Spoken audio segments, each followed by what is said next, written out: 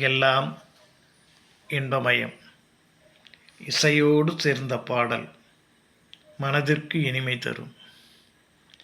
பாசத்தோடு பேசுகின்ற பேச்சு அங்கே சந்தோஷத்தை தரும். அதே நேரத்திலே பசியோடு இருப்பவர்க்கு உணவளித்தால் அவன் பசியாறி வாழ்த்துவான். பசிக்கு உணவு மட்டும் போதுமா? பசியோடு இருப்பவரை மட்டும் பாதுகாத்தால் போதுமா?